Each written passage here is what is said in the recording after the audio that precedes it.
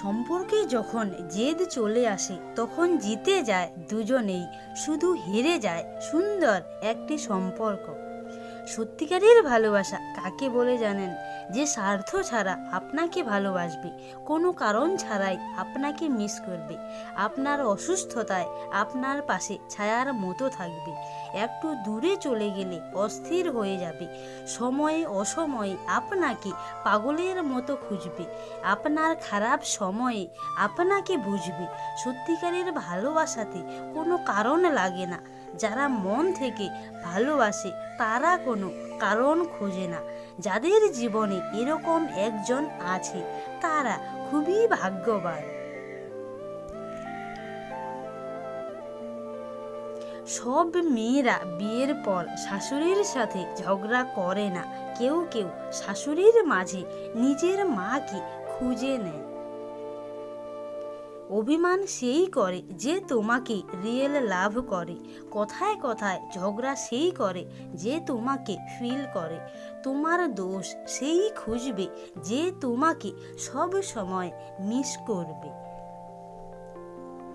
কাউকে যদি সত্যিই ভালোবাসো তাহলে ব্যস্ততার মাঝেও তাকে একটু সময় দিও।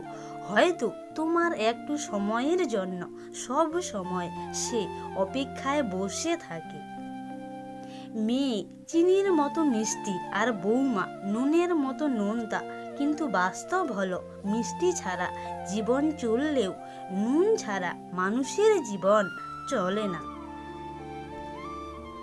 যাকে সত্যিকারের ভালোবাসা যায় সে অপমান ও আঘাত করলেও, হাজার ব্যথা দিলেও তাকে ভোলা যায় না। সময় পেলে খোঁজ নেওয়াটা হলো দায়িত্ব, আর সময় বের করে খোঁজ নেওয়াটাই হলো ভালোবাসা।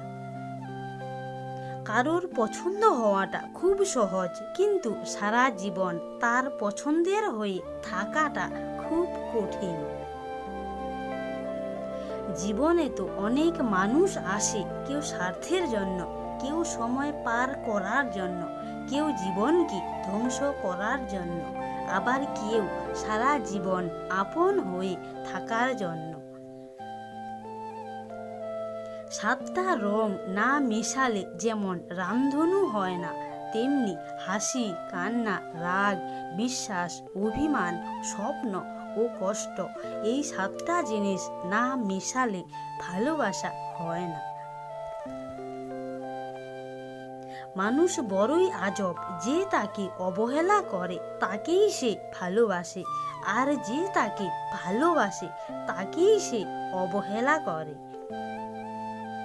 নত হলে যদি সম্পর্ক গভীর হয় তাহলে নত হও, কিন্তু প্রতিবার যদি তোমাকেই নত হতে হয় তো থেমে যাও, কারণ ভালোবাসা বুকে থাকে, পায়ে নয়।